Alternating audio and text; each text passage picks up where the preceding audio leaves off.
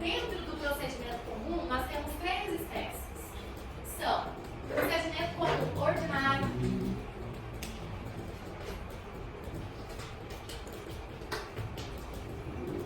dois, procedimento comum sumário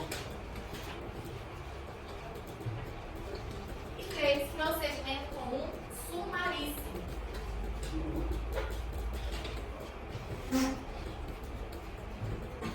No procedimento especial, nós trabalhamos as leis penais especiais, exceto uma. A lei dos juizados especiais criminais não entra aqui. Então, nós vamos trabalhar todas as leis penais especiais, dando aqui como exemplo, lei de drogas,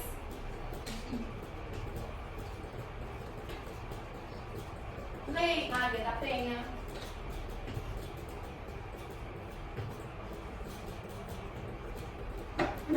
e outras diversas leis penais especiais, exceto a Lei 9.099 de 95, porque trata de Lei dos Juizados Especiais Criminais. Nada mais é o GECRIM. Por que o GECRIM não entra na Lei Penal Especial? Por que não entra no procedimento especial? Porque o GECRIM faz parte do procedimento comum sumaríssimo.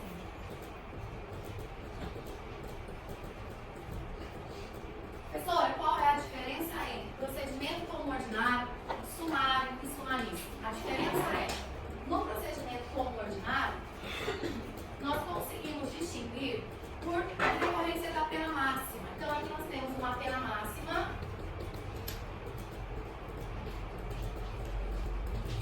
igual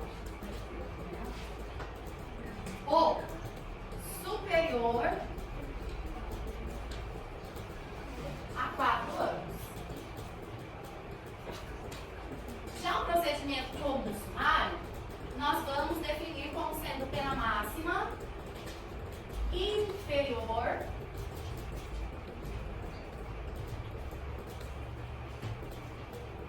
a 4 anos.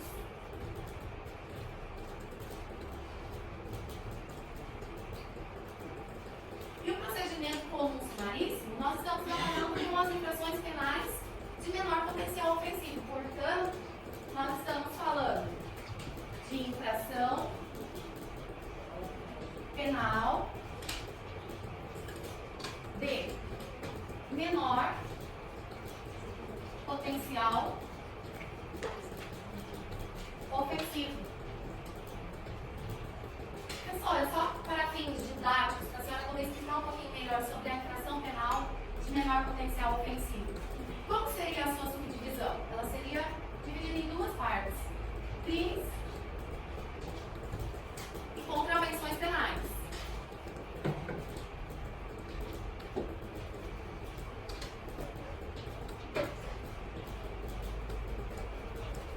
Mas vem cá, todos os crimes? Não. Somente os crimes cuja pena máxima não seja superior a 2 anos.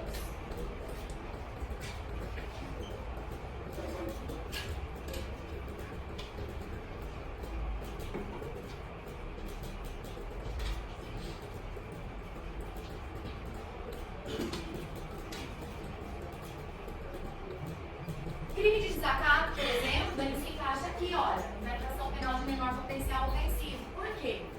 Se você abrir o artigo 331 do Código Penal, você vai para a pena máxima do crime de desacato e lá está descrito que são 2 anos. Então é em virtude disso que a gente consegue encaixar o crime de desacato aqui dentro do procedimento comum sumaríssimo. E as contravenções penais? Todas, sem exceção. Mas vem cá. Onde que eu localizo as contravenções penais? Existe um documento dentro do nosso imaginário que se chama Lei de Contravenções Penais. Decreto-Lei 3688 de 41. Aí, nesse decreto, nós temos todas as contravenções penais, sem nenhuma exceção.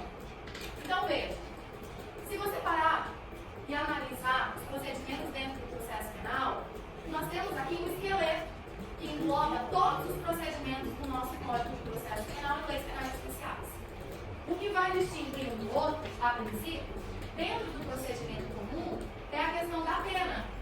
Veja bem, um detalhe importante. Estou falando em pena máxima, não estou falando em pena mínima. Estou falando em pena máxima. Professora, a senhora poderia apresentar o dispositivo legal dentro do CPP que fala sobre esse assunto? Sim, nós temos o artigo 394 do CPP que trabalha essa divisão aqui. Tudo bem? Até aí? Tudo certo? Então tá. Posso apagar o quadro? Pode? Não, tira uma foto. Por quê? Porque nós vamos entrar já no procedimento comum ordinário.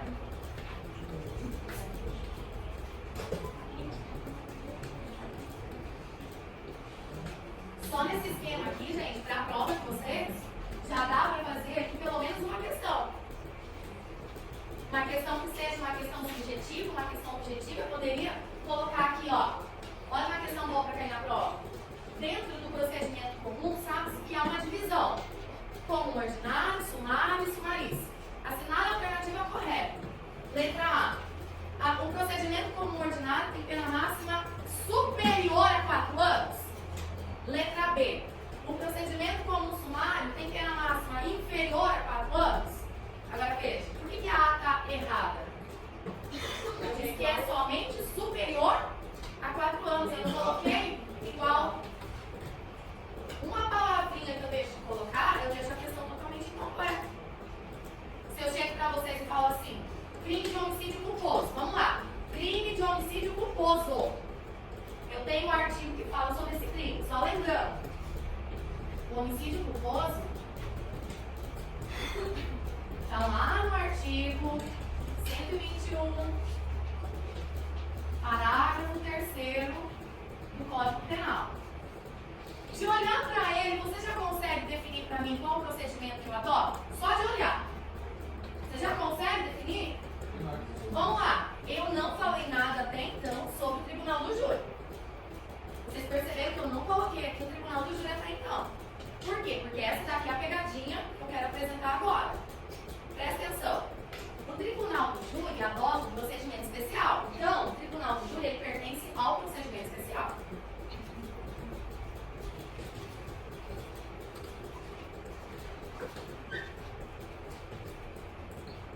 Se o Tribunal do Júri pertence ao procedimento especial, eu preciso entender quais são os crimes julgados em plenário. Então, veja bem, toda vez que eu falar Tribunal do Júri e falar plenário, é a mesma coisa, tá bem? Plenário, Tribunal do Júri são termos sinônimos, então é a mesma coisa. Mas eu preciso definir quais são os crimes que são julgados no Tribunal do Júri. Eu tenho apenas 4, que são chamados crimes dolosos contra a vida. Não, só um pouquinho. Eu só tenho a questão do Tribunal do Júri vinculada a 4 crimes, que são os crimes dolosos contra a vida. Sejam tentados, sejam consumados, não importa. Quais são esses crimes, gente, do Tribunal do Júri? Homicídio é? E feminicídio? Também. Então vamos lá, homicídio. E feminicídio, entra aqui. Aborto?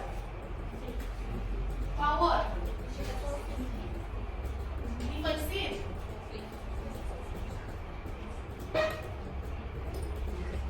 E o último, induzimento, instigação ou auxílio ao suicídio ou automutilação.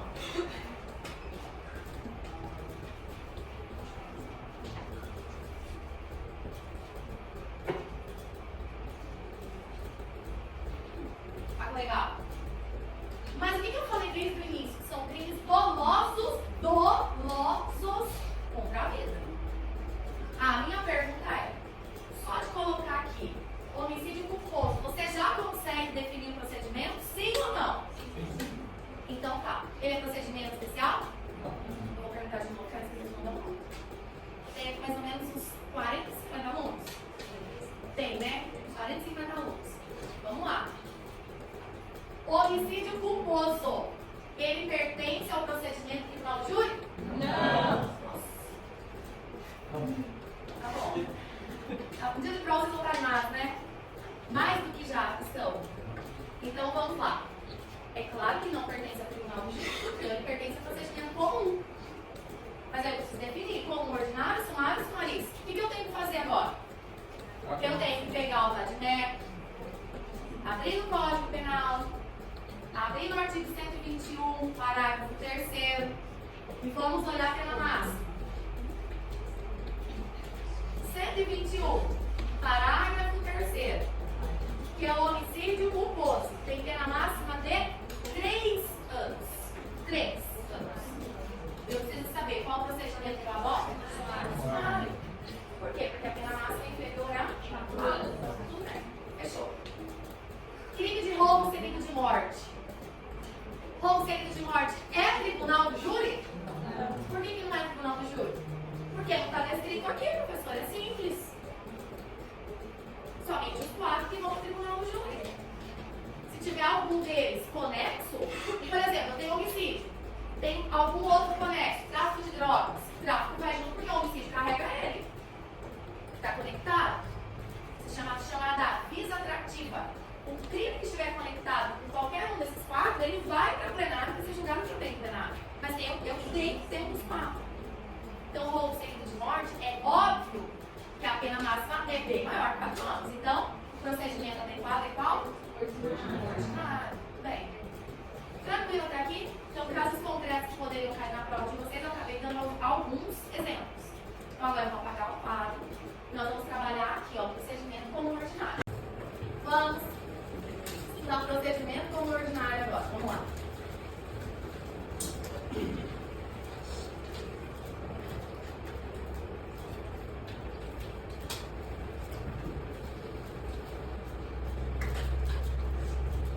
Bom, o primeiro ponto que a gente tem que analisar aqui no procedimento como ordinário é sobre a pena máxima, que nós já vimos. Ela tem que ser igual ou superior a 4 anos. Primeiro ponto.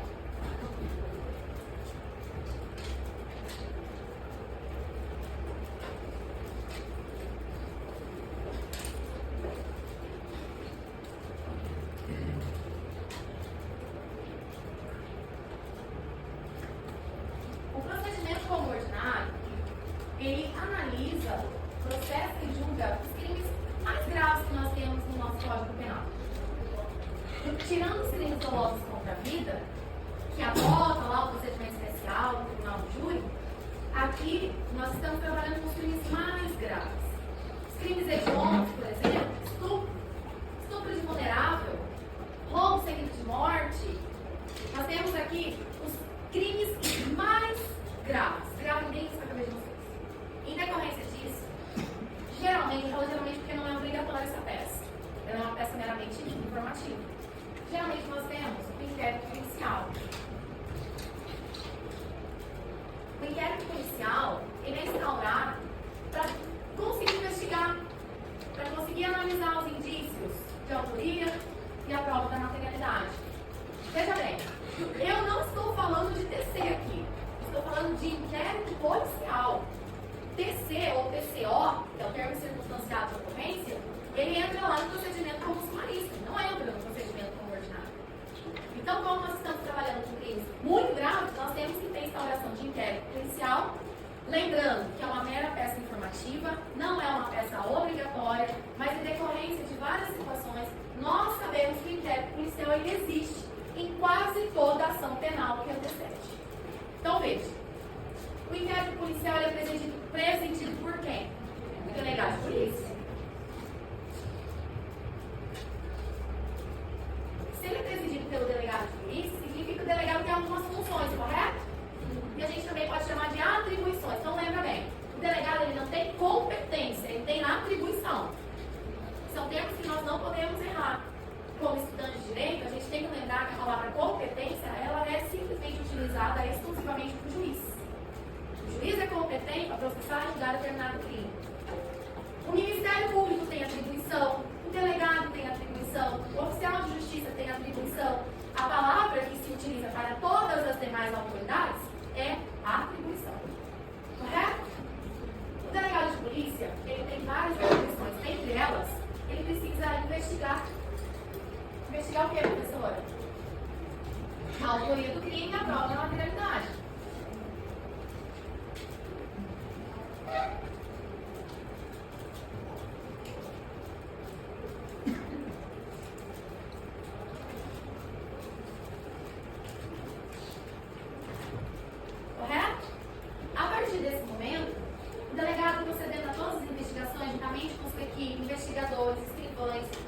vezes até nomeando peritos para poder elaborar um laudo pericial. Imagina aí um crime de roubo seguido de morte. A necessidade de elaborar uma perícia. E aí o delegado de polícia, ele faz toda essa investigação. Terminando essa investigação, ele emite uma peça técnica que resume todo o inquérito, chamado relatório.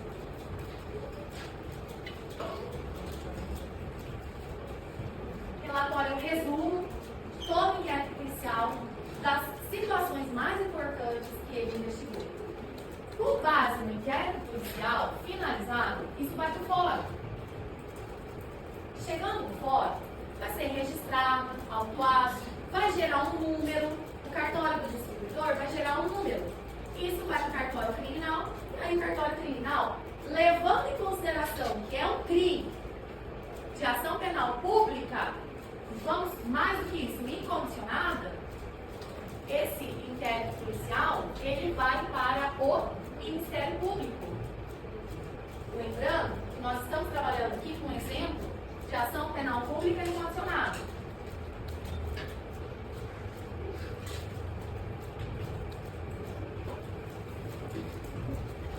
O Ministério Público, ele é simplesmente titular da ação penal pública.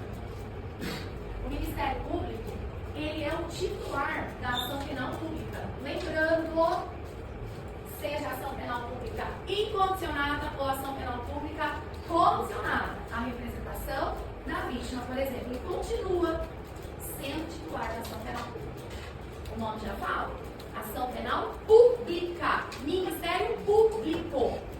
Eu não quero saber se a ação penal é pública incondicionada ou condicionada. Continua sendo o promotor de justiça titular. Tranquilo? Chegando para o promotor de justiça, o inquérito policial, ele tem 3 opções. Ou ele oferece a denúncia, ou ele requer o arquivamento, ou ele requer novas diligências.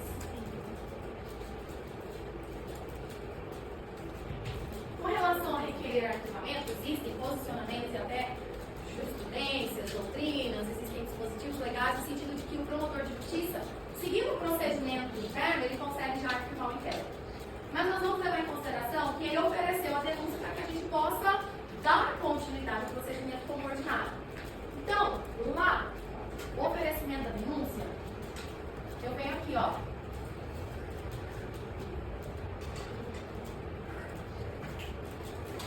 Quem oferece a denúncia é o Ministério Público? Sim. Quando o Ministério Público oferece a denúncia, ele tem que seguir vários requisitos. Lembrando, denúncia é uma peça técnica. Essa história de que, ele denunciou fulano, ele deu queixa não sei de quem. Gente, eu já expliquei para vocês que denúncia é uma peça técnica assinada pelo promotor de justiça. Cidadão comum igual nós não podemos denunciar, a gente não é promotor de justiça. Então, para os fins doutrinários, didáticos e também legislativos, a palavra denúncia é uma peça técnica. Certo? Nessa denúncia tem que ter vários requisitos preenchidos. Imagine que o promotor preencheu todos os requisitos, elaborou essa técnica e aí foi para o juiz.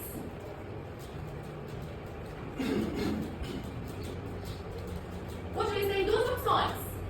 Ou ele recebe a denúncia ou ele rejeita a denúncia.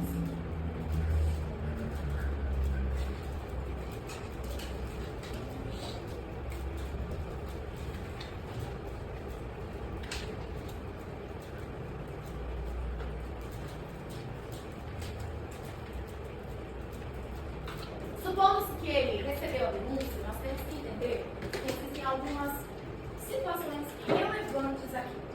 A primeira, quando há o recebimento da denúncia, interrompe o prazo prescricional.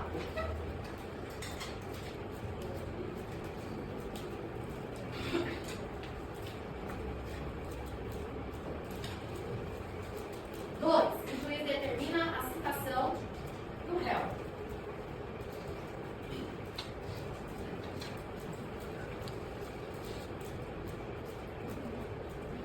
Citação para quê, professora? Para ele, através de advogado, oferecer a chamada resposta à acusação. É uma peça técnica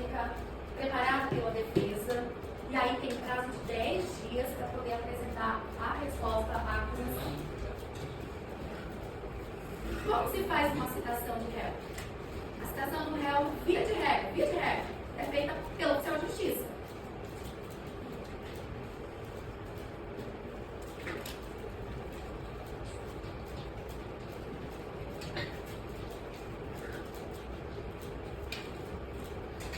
Se é feita pelo oficial de justiça, significa que o cartório criminal ele vai expedir mandado de citação. Mandado de citação. Não é mandato. Mandato é mandato político. Ou mandato de procuração. Então, expede-se um mandado e o oficial de justiça cumpre. A citação, ela tem que ser feita pessoalmente, não pode ser via WhatsApp. Lembrando, pessoalmente, pelo oficial de justiça. Se o oficial de justiça, de repente, se dirige até o local indicado no mandado por 2 vezes, e aí percebe a ocultação do réu, o que o oficial de justiça pode fazer? Citação com hora certa. Então, por 2 vezes, o oficial de justiça percebeu a ocultação. Na segunda vez que ele vai até o endereço e percebe a ocultação, ele intima qualquer pessoa que esteja na casa ou vizinho e diz o seguinte: olha, no dia X, tal horário eu volto, aviso o réu que estarei aqui para proceder à citação dele. Então, tudo bem. No outro dia ele chega no horário previamente agendado, não tem réu nenhum naquele local, portanto, continua se ocultando. O oficial de justiça ele promove a citação em qualquer pessoa. Pode ser, inclusive, a pessoa que ele nem nunca ouviu falar. Não precisa necessariamente ser aquela pessoa que ele intimou anteriormente. Pode chegar e citar alguém da casa, citar um vizinho, citar um transeunte, qualquer pessoa que esteja passando pelo local. E aí o réu é dado por citado. Professora, o réu não ficou sabendo? Ah, ficou. Com certeza ele ficou sabendo. Se ele está se ocultando, ele tomou conhecimento através de alguém. E aí, o juiz percebendo que no prazo de 10 dias não houve manifestação por parte de advogado de réu, o juiz já nomeia o advogado para poder apresentar a resposta à acusação. Por quê? Porque não pode ficar sem advogado na ação penal. E o momento é agora, com a resposta à acusação. Daqui para frente não pode ficar sem advogado. Então, há possibilidade também do oficial de justiça se dirigir até o local e de repente a mãe falar assim: olha, desde a época do crime ele sumiu. Ele fugiu. E aí eu tenho a questão do réu em lugar incerto e não sabido. Vocês lembram do Lins? Quando alguém fala que o réu está em Lins, Lins não é a cidade. É lugar incerto e não sabido. É inicial de lugar incerto e não sabido. Significa que ele vai ser citado por edital. Então eu vou fazer uma pergunta, vamos ver se vocês vão acertar, hein? Pergunta de prova. Quando a palavra ocultação aparece, o oficial de justiça se dirigiu por 2 vezes e aí ele percebeu a ocultação do réu. Qual é a citação que o oficial promove? Hora certa. Citação com hora certa. Quando o oficial de justiça percebe, tem a notícia de que o réu se evadiu, está foragido, está em lugar incerto e não sabido, qual é a citação que é